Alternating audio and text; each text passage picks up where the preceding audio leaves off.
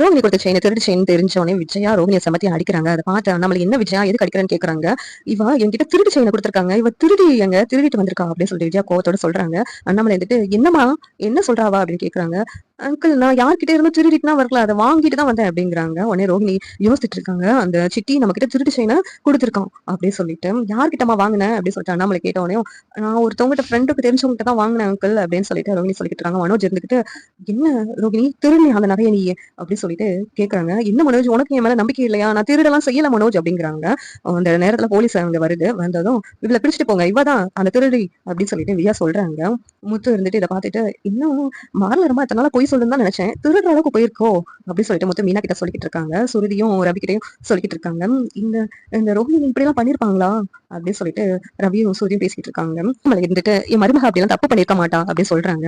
இல்ல நாங்க விசாரிக்கணும், நாங்க ஸ்டேஷனுக்கு தான் கூட்டு போனோம், எதுவா இருந்தாலும் நீங்க அங்க பேசிக்கோங்க சொல்லிட்டு போலீஸ் வந்து ரோஹிணி பிடிச்சிட்டு போறாங்க. ரோஹிணி அழுதுகிட்டே போறாங்க. அங்க போயிட்டு மா நீ செயினை திருடுனியா சொல்லு, உண்மையை சொல்லு, இல்லாட்டி யார்கிட்ட வாங்கினோ அவங்கள சொல்லணும் அப்படின்னு சொல்லிட்டு ரோஹிணி கிட்ட போலீஸ் விசாரிக்கிறாங்க. உடனே போலீஸ் கிட்ட ரோஹிணி இல்ல நான் திருடவே இல்ல அப்படி சொல்றாங்க. அப்பனா நீ யார்ட்ட வாங்கின அவங்களாச்சும் சொல்லு அப்படின்னு சொன்ன உடனே ரோஹிணி யோசிச்சுட்டே இருக்காங்க.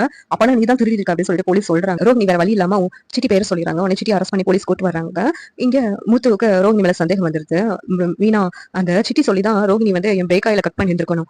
அப்பனா அந்த மறுநாள் தான் வந்து அந்த செயினை கொண்டு வந்துச்சு. அந்த பிரேக் ஆயில கட் பண்ணதுக்காக தான் அதுக்கு செயினை கூட சிட்டி கொடுத்துருந்துருக்கலாம். அது திருட்டு நகன் தெரியாம இதுவும் வாங்கி அம்மா கிட்ட கொடுத்துருக்கு. இப்படி ஒரு பிரச்சனை எல்லாம் மாட்டிருக்கு. அதுவும் நமக்கு நல்லதா போயிடுச்சு. இப்ப தெரியுது மீனா அந்த ரோஹிணி தான் சிட்டியோட சேர்ந்து எல்லா பிளானும் பண்ணிருக்குன்னு அப்படிங்கிறாங்க. என்னங்க இவ்வளவு தூரம் அவங்க மோசமானவங்களா, என்னால நம்பவே முடியலங்க அப்படின்னு சொல்லிட்டு இருக்காங்க. நீ எல்லாத்தையும் நம்பிக்கிட்டே இரு அப்படின்னு சொல்லிட்டு முத்து சொல்லிட்டு இருக்காங்க. இந்த சீரியல் எப்படி நல்லா இருக்கும் நீங்க நினைக்கிறீங்க கமெண்ட் பண்ணுங்க. இந்த வீடியோ பிடிச்சிருந்தா லைக் பண்ணுங்க, ஷேர் பண்ணுங்க, சப்ஸ்கிரைப் பண்ணுங்க. தேங்க்யூ.